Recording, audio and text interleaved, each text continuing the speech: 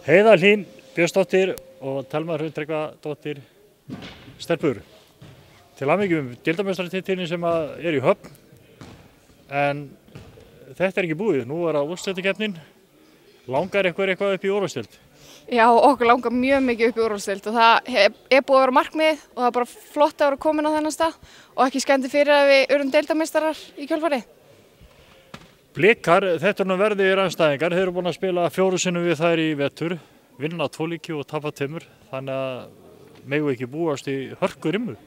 Jú, klárlega. Ég held að verði bráðlega leikir og við þurfum að hafa okkur allar í þetta og ég vona bara eftir fullu húsi í síðuskóla. En þótt svo að þið séu með heimaleikja réttin ef þetta fyrir 8 þá þýðir ekki það að þið ætla að mæta með hangandi hendi og tyggju og einhverju stælum. Nei, þetta er alls ekki gefið og þetta verða hörkuleikir eins og þú segir. Við erum búin að vinna 2 og tapa 2. Þetta eru mjög jöfn lið og já, þetta verður bara hörkurimma. Sama hvort þetta verður 2 eða 3 leikir, þá bara verður þetta hörkurimma. Blikarnir eru rétt eins og þið, þetta eru 2 jöfn lið, þannig að það verður að búast í hörkuleik og það myndum ekki skemmi eins og ég segja að fá fullt af fólkinn til að styðja við ykkur. Nei, algjörlega ekki, bara trommur og læti. Við erum allavega vel gíraðir upp í leikina og við erum ekki sattar eftir hennan titil, bara vel fókuseraðar, búin að ná góðum æfingum og við erum bara rétt í þetta.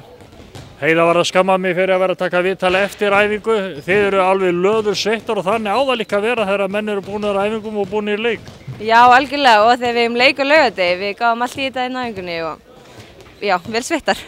Þetta nú búið að vera hvað hálfsmánaða hvíld, þannig að þið hafið samt nýtt þá þær 2 vikur vel til að stilla saman strengi. Já, það var bara fínt að fá smá svona bríðir, búið að vera þétt prógram síðan að deildin byrjaði, þannig að það var fínt að fá bara svona 2 vikna æfingavíku þar sem að við gátum bara stillt saman strengi og við erum búin að vera duglegir að hittast og koma hópnum saman og já, bara til að vera sem best stemmdar fyrir laugardeginum og svo þriðjudeginum. Býður það ekki hættin heim þegar að koma svona að stoppa að menn missi dampinn? Að við missum dampinn, meinar þú? Já, bara svona yfir höfuð þegar að kemur svona langt stopp að menn missi dampinn. Jú, það er alltaf hætta á því, en við erum bara, alltaf búin að stefna að þessu, við vitum að þessi leikur er að koma, búin að vita í 2 vikur, þannig að við erum alltaf bara með hausinn á leiknum. Leikurinn er á laugardaginn klukkan 16:30 maður rétt og það er eitthvað pláss fyrir fólk.